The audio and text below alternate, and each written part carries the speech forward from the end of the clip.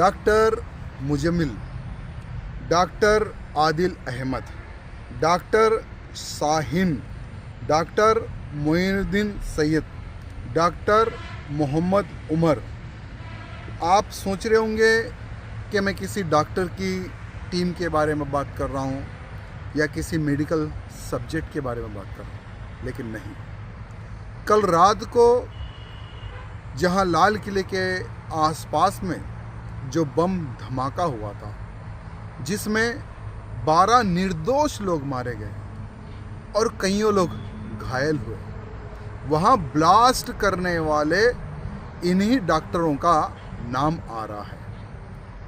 भाई, तुम लोग कईयों सालों पढ़ाई तुम लोगों ने की है डॉक्टरी की, लाखों करोड़ों रुपए खर्च किया है डॉक्टर बनने के लिए, लेकिन तुम्हारी सोच वही 72 हूरों वाली सोच, वही आतंकी सोच, हिंदुओं को बेवकूफ़ बनाकर किस प्रकार से इन लोगों ने डॉक्टरी की है कि किसी को इन पर शक ना आए।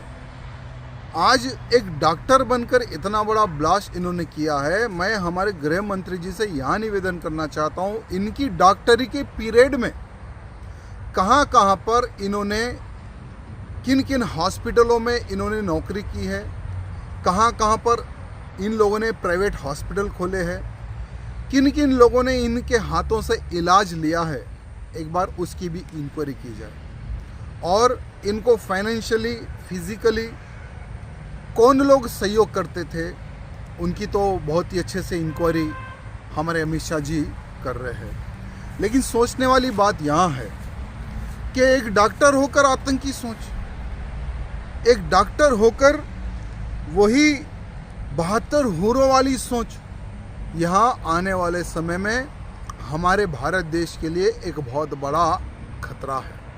मैं हमारे अमित शाह जी से यहाँ निवेदन करना चाहूँगा कि कहाँ कहाँ पर मेडिकल कॉलेजेस है, कहाँ कहाँ पर इन जिहादियों सोच वाली लोग पढ़ते हैं, उनके ऊपर इंक्वायरी की जाए।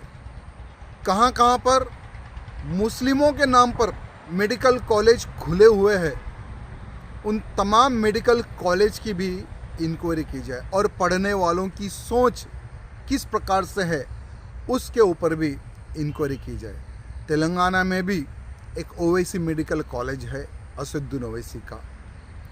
अगर इतिहास उठाकर देखेंगे तो तेलंगाना में जहाँ कहीं भी ब्लास्ट होता था तो यही ओवैसी ब्रदर्स बैक डोर से उन आतंकियों को सपोर्ट भी करते थे। हरियन पांड्या मर्डर केस याद होगा, जिन लोगों ने हरियन पांड्या जी का मर्डर किया था वो भी हैदराबाद यानी असदुद्दीन ओवैसी के पार्लियामेंट क्षेत्र के ही थे, और उनके लिए असदुद्दीन ओवैसी की पार्टी ने धरने प्रदर्शन किए थे जब गुजरात की पुलिस अरेस्ट करने आई थी।